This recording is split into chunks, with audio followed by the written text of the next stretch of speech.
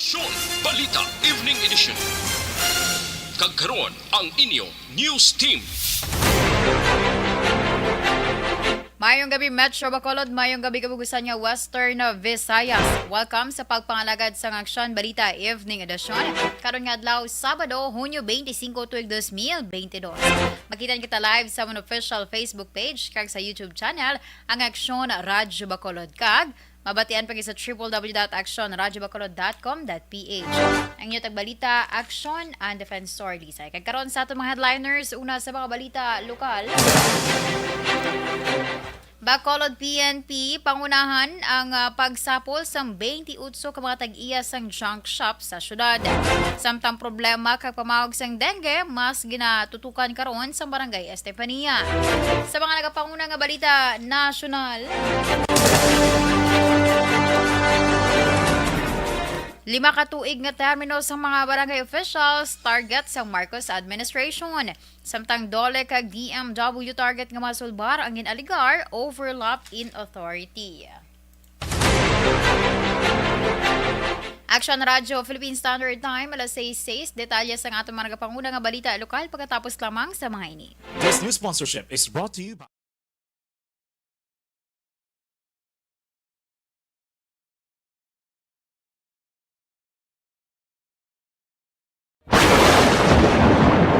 ang elementary nga evacuation center na concern din baha man. Uy, kaya kay tumakaming pinagamat-amat pumansaka ang tubig. Actually, ikaw po Yung medyo mataas na ang tubig, so ginaulat natin nga Pasuwat nga nag-trap dito or nag-transit dito sa sulod ang Mang continuous range ang nag-subject sa factor sa pagsaka sa sining tubig sa subong. Ang Pilipinas sa mayroon ng early warning system para mahibaluan ang lakas ng panahon. Gani, wala sa rason nga hindi kita makapreparar karon ni rainy season. Yari ang pila ka mga action tips nga dapat mo may baluan. Kung nagapuyo sa lugar nga masami ginabaha, mag-monitor sa balita para sa anunsyo sang pag-asa sa lakas ng panahon. Isa sa pinakapos nga pamaagi para malikawan nga magsud ang baha sa balay, among paggamit sang sandbag. Ang sandbag ang isa ka sako nga may unod nga balas nga pwede ibutang sa pertahan upon ginaagyan sang tubig para temporaryo nga makontrol ang pagsulod sang tubig sa inyong nga balay. Antes naman ng rainy season, dapat nakapreparar ka na sang pagkaon, flashlight, pito, kandila, hygiene kit, power bank, transistor radio, importante nga mga dokumento kag iban pa nga kinahanglanon. Ini ang dapat isulod sa go bag nga dapat ibutang sa isa ka lugar nga mapos kuhaon sa tion nga kinahanglan nga mag-evacuate. Sa tion sa pagbaha dapat butangan sang tape ang saksakan sang mga outlet kag ibutang sa mataas nga mga lugar ang appliances. Kunyara sa evacuation center, dapat man nga ipatuman ang minimum health protocol, face mask, face shield kag social distancing batok sa COVID. Sa panahon sa tigululan, dapat man proteksyonan ang ikaayong lawas batok sa pila ka mga masakit, kang isang dengue, leptospirosis, cholera, typhoid fever, hepatitis A. Nagpanugyan man ang DOH kay pabili ng proper hygiene kay pag-inom sang limpyo nga tubig. Lutuon sang gusto ang pagkaon para malikawan ang contamination. Maghugas sang kamot antes kag pagkatapos ang kaon kag matapos nga mag-usar sang banyo. Likawan man ang paglangoy o kon pagtubog sa baha. It is Action Dale Salazar para sa Action Tips nga nagapahanong nga maghalong sa tanan nga tion. And the winner for Digital Storytelling Best Social Media. Radio Philippine Standard Time, alas 6 sa utso. Kagkaroon sa detalye sa atong mga nagapanguna nga balita lokal.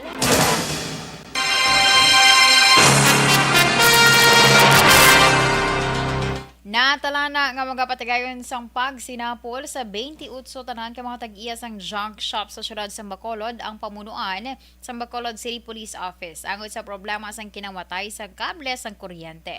Suno kay Vice Mayor Elcid Familiaran, ini nga inisyatibo ang resulta sang ilagin patigayon nga pagsapol kaupod sa mga miyembro sang Peace and Order Council. Suno pa sa BC Alcalde dako mabulig sini nga grupo sa hanay sang kapulisan agud makilalaan ang mga responsable sa krimen bangod sa masami nga sa ilaman ginabaligya ang mga items. Liwat ginapahanumdum ni familyaran sa mga junk shop owner ang konsekwensya nga ila mahimo ato bangon sa idalom sang anti-fencing law. Magluwas sini ginapaabot man sang Vice Alcalde ang bulig sang tagsa ka mga opisyales sa barangay pagi sa pagtukod sang kaugalingon nga mga task force.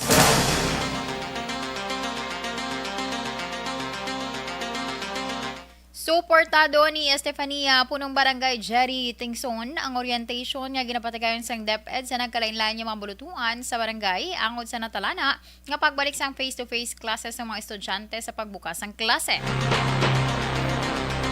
Suno kay Tingson luyag sa taltapan nga mabuligan ang mga manunudlo para sa mga kampanya para sa tuyo nga ipahangop sa mga ginikanan ang nagakaigo nga mga sistema kaga regulasyon. Dugang panitingson, una na nila nga ginkaduan ang Patricia Homes Elementary School sa Barangay Granada. Sa piyak nga ini ang hindi nasakop sa iya barangay, apang mayara naman sa madamo nga mga estudyante gikan sa iya lugar nga naga-eskwela. Dapat i-assist gina sila sa LGU, especially sa barangay. Sumatag ito na full support sa especially kasi limited na lang ilang limited lang ilang estudyante sa sulod ng classroom. Tapos may mga protocol nga dapat mapalo.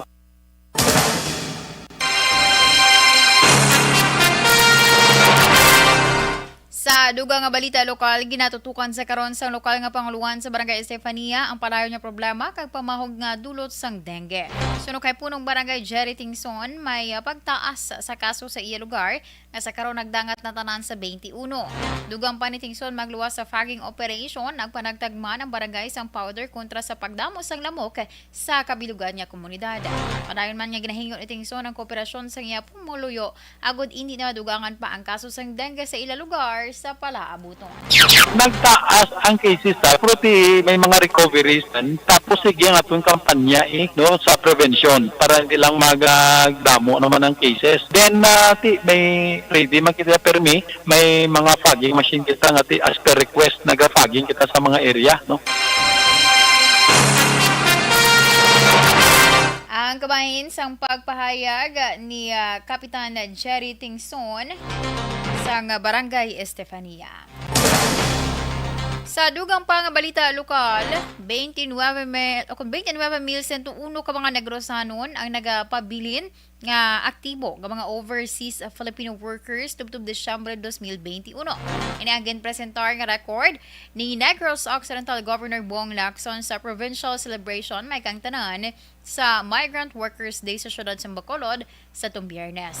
Bilang chairman sa Provincial Committee on Migration and Development o PCMD, ginpasiguro sa gobernador sa mga nagranse migrant workers nga bukas ang gobyerno probinsyal sa pagbulig kag pagsuporta sa ila kag pagtinguha para mahatag ang mga kinahanglanon nga migration assistance kag governance.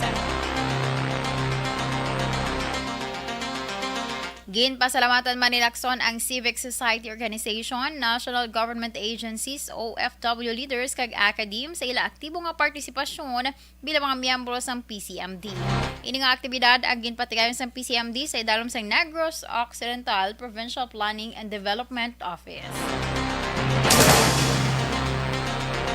Na-rescue sa otoridad ang kapinpito kabuhi nga mga ido nga ginabakal kag ginalgar tuyo nga ihawon sa barangay Hanumanan syudad sa Bacolod nagligad nga adlaw sa Miyerkules.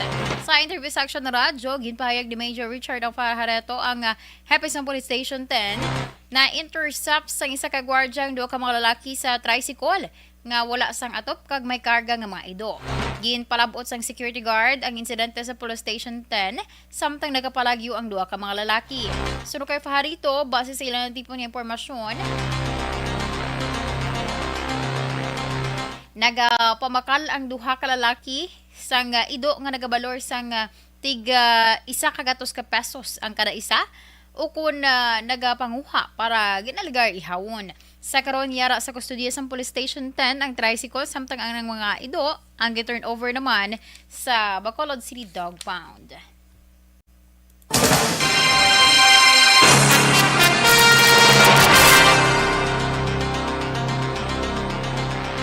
Sa katapusan nga balita lokal, bangkay na sa nasapuan sa sapaang 50 anyos nga lalaki kay nasang aga sa Hacienda Antulang nga Barangay Tinungan, Banwa sang Isabela. Inigin kilala sa kay Leonardo de Bosada kay nagapuyo sa Zone 2 Hacienda Antulanga sa Barangay Tinungan, Isabela. Sa inisyal nga pagpangusisa ni Police Major Joseph Partidas ang hepe ng Isabela PNP, ulihi nga nakita ang biktima alas 6 nga gabi, Hunyo 24, nga nagapaligo sa sapa pagkatapos sa sininga mag-inom sa makahulubog nga ilimnon. Last 9:30 sang aga sa nasapuan ang bangkay ni Deposada sa ginapatihan na lumos sa nagpaligo sa sapa bangod hubog. Wala naman sa nakita nga foul play ang kapulisan angot sa kamatayon ni Deposada.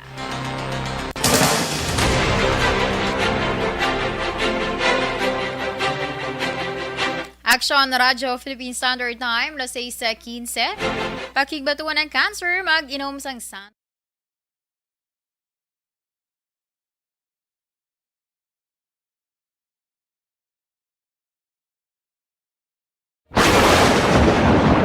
Ang elementary nga evacuation center na concern din baha man. Uy. Kaya Kasi tumakami nga tinagaman amat evacuation pumansaka ang tubig. Actually, ikaw po medyo mataas na ang tubig. So, ulat natin nga traffic para nga ng traffic to or nag-transit dito sa sulod ang Mang continuous rain ang nag-isang sa factor sa pagsaka at sining tubig sa subong. Ang Pilipinas sa mayas ang early warning system para mahibaluan ang lakat sang panahon. Gani, wala sa rason nga hindi kita makapreparara karon ni rainy season. Yari ang pila ka mga action tips nga dapat mo may baluan. Kung nagapuyo sa lugar nga masabi ginabaha, mag-monitor sa balita para sa anunsyo sang pag-asa sa lakat sang panahon. Isa sa pinakapos nga pamaagi para malikawan nga magsulod ang baha sa balay, among paggamit sang sandbag. Ang sandbag ang isa kasakong nga may unod nga balas nga pwede ibutang sa pertahan upon ginaagyan sang tubig para temporaryo nga makontrol ang pagsulod sang tubig sa inyong nga balay. Antes naman ng rainy season, dapat nakapreparar ka na sa pagkaon, flashlight, pito, kandila, hygiene kit, power bank, transistor radio, importante nga mga dokumento kag iban pa nga kinahanglanon. Ini ang dapat isulod sa go bag nga dapat ibutang sa isa ka lugar nga mapus kuhaon sa tion nga kinahanglan nga mag-evacuate. Sa tion sa pagbaha dapat butangan sang tape ang saksakan sang mga outlet kag ibutang sa mataas nga mga lugar ang appliances. Kunyara sa evacuation center, dapat man nga ipatuman ang minimum health protocol, face mask, face shield kag social distancing. Batok sa COVID. Sa panahon sa tigululan, dapat man proteksyonan ang ikaayong lawas batok sa pila ka mga masakit. Kang isang dengue, leptospirosis, cholera, typhoid fever, hepatitis A. Nagpanugyan man ang DOH kay pabili ng proper hygiene kay pag-inom sang limpyo nga tubig. Lutuon sang husto ang pagkaon para malikawan ang contamination. Maghugas sang kamot antes kag pagkatapos ang kaon kag matapos nga mag-usar sang banyo. Likawan man ang paglangoy o kon pagtubog sa baha. Ini sa Action Dale Salazar para sa action tips nga nagapahanong nga maghalong sa tanan nga tion. And the winner for Digital Storytelling Best Social Media Video is John Dale Salazar, Bacolod, Aksyon Radyo Bacolod, Nurse, DHW, kag iban pa. Magluwas sa mga frontliners nga nagarisgo sang ila kabuhi sa sulod sang hospital. Nagakaangay man nga tagan naton sa pagkilala ang mga frontliner nga nagatrabaho sa sulod sang isolation facility. Ang mga doktor kag nurse nga nagarisgo man sang ila kabuhi sa pagtatap sa mga symptomatic kag mild COVID cases.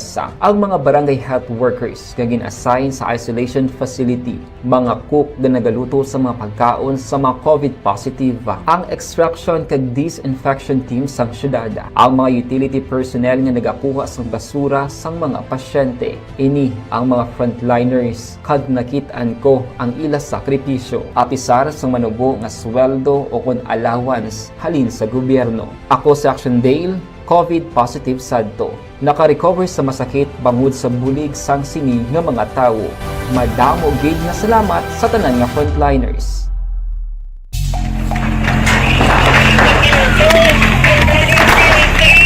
Pressure na tayo! Pressure!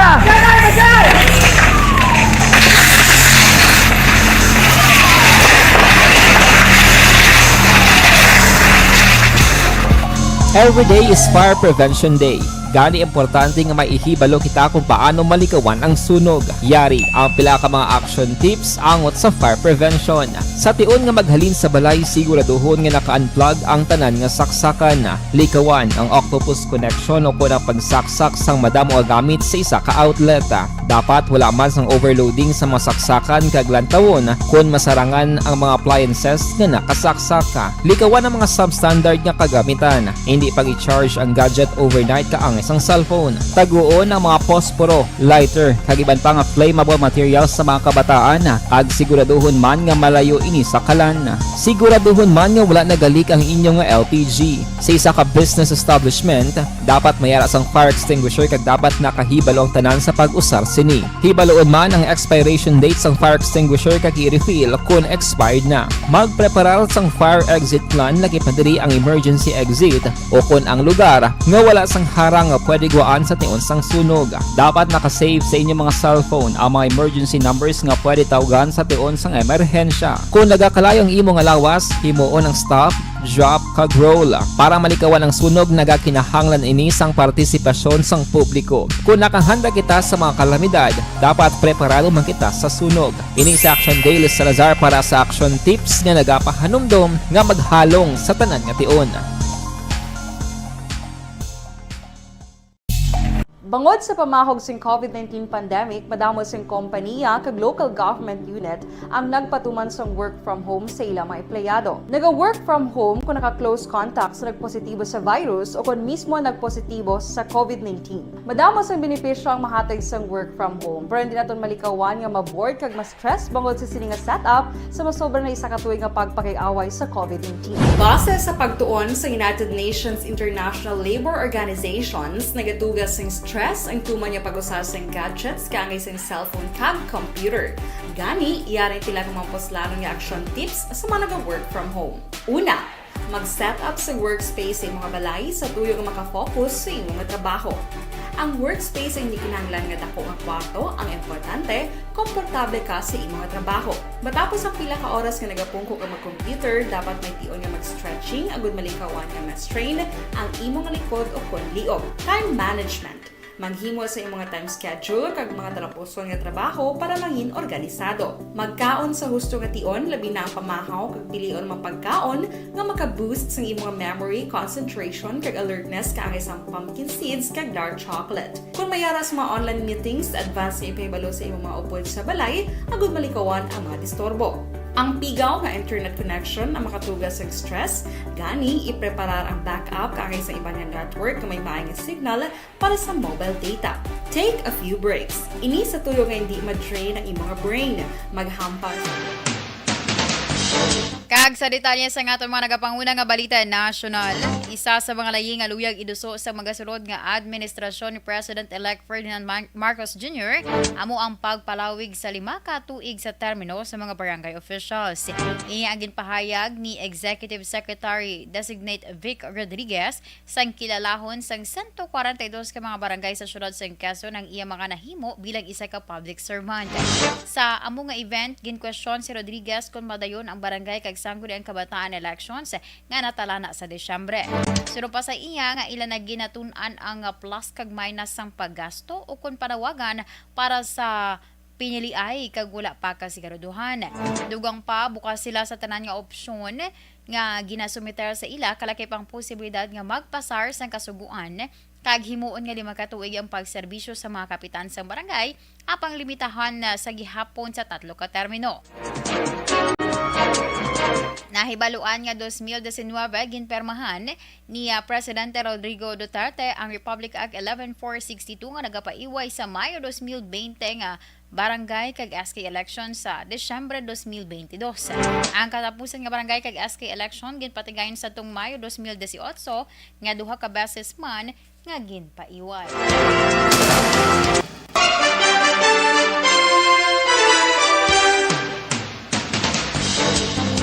Target ni incoming migrant workers sa Secretary Susan Ople nga makadihon sang joint agreement sa Department of Labor and Employment o Condole agud mapunggan ang ginaligar overlap in authority nga mahimo matabo sa masunod nga administrasyon. Suno kay Ople nakigsapol na siya sa ka-incoming Chief Buenvenido Laguesma agud maghimo sa joint department order nga makahatag naman kasanagan kung ano nga departamento ang may jurisdiction kung ang concerns sang OFW kag labor ang mag-overlap. Bulan sang Abril, wala nagagpanay ang Department of Migrant Workers sa DMW kag DOLE may angod sa deployment sang Filipino workers sa Saudi Arabia na nagtuga sa confusion sa mga trabahante. Una gin-insistar sa ni outgoing DMW Secretary Abdullah Mamao nga iya ginagin kakas ang ban sa deployment habang ginpahayag ni DOLE Chief Silvestre Bello nga wala pa sang poder ang DMW nga kakason ang ban. Desyembre 2021 sa ginaprubahan ni outgoing President Rodrigo Duterte ang paghimo sang DMW ang department nga magatutok sa welfare sa migrant workers kag mga Pinoy sa abroad.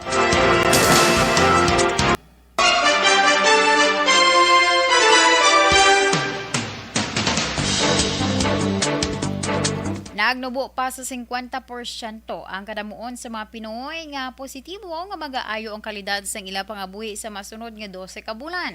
Base sa survey sang Social Weather Station sa SWS, 44% sa mga respondents ang kumpiyansa. Sa diin, 39% ang nagpahayag nga wala pagbag-o o kung wala magbag-o ang kalidad sa ila pangabuhi.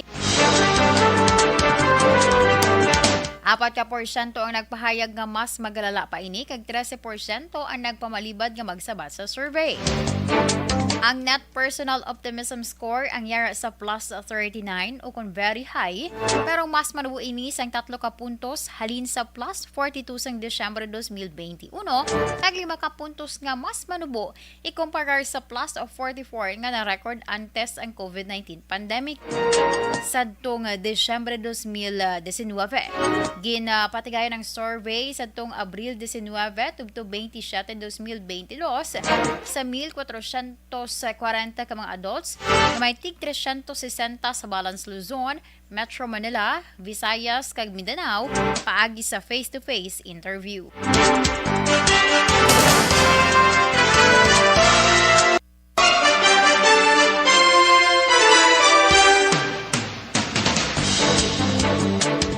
Sa katapusan nga balita national, handa ang China nga ipadayon ang negosasyon para sa joint oil and gas project sa South China Sea sa idalom sang Marcos administration matapos gin-terminate ini ni outgoing President Rodrigo Duterte.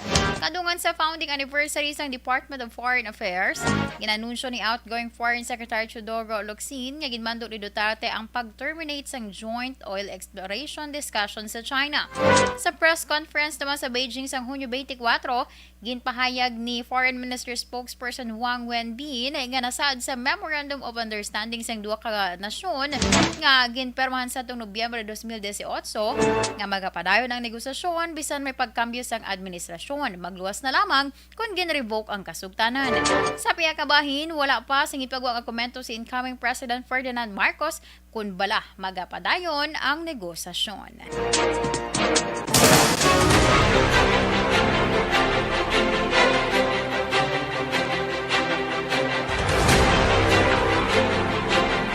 Kag inyo ginpamatian ang kabusan nga detalye sa aton mga natipon nga mga balita. Diri lamang sa Aksyon Balita Evening Edition karong adlaw Sabado, Hunyo 25, 2022. Sa liwat ang inyong balita, Aksyon and Defense Release. Una sa balita, una sa Aksyon sa Bacolod, Aksyon na Radio. Action Radio!